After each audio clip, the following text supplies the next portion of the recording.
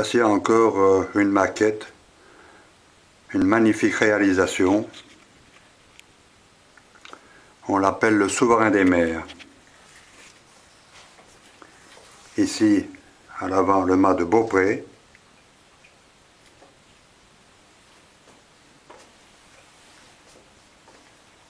Le mât de Mycène.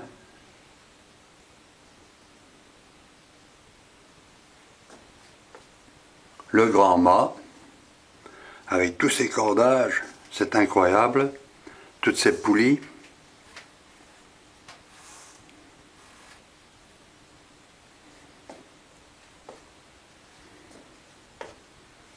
Ici le mât d'Artimon.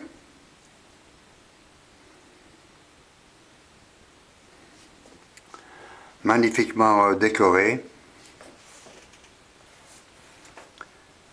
Ici la poupe.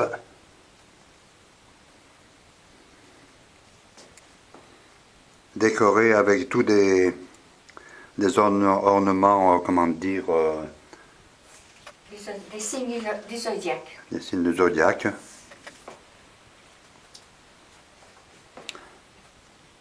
Les capes de mouton. Avec ses échelles de corde. Les haubans. Tout fait main. Ainsi que les voiles, dessinés par moi-même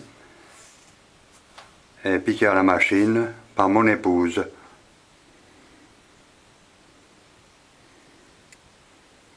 Superbe bateau.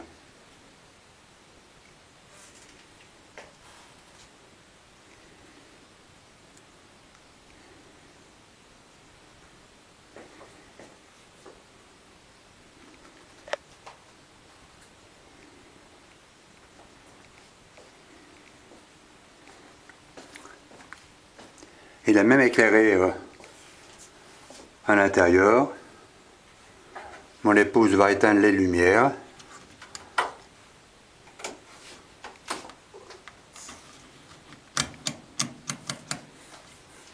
Voici les lanternes. La proue.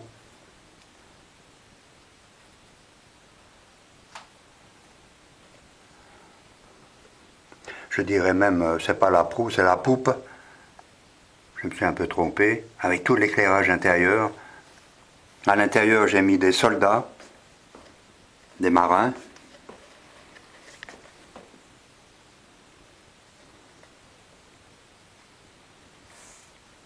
Ici, on voit les canons.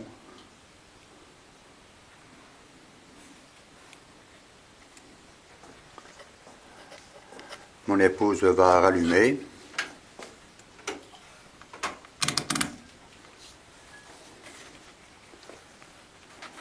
Maintenant, une brève histoire de notre souverain des mers.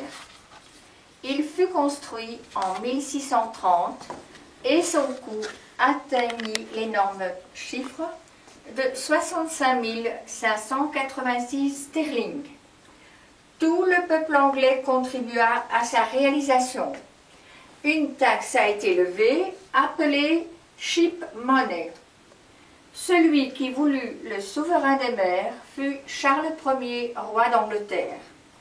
Charles était physiquement petit, de médiocre apparence, bien plus il était un peu difforme.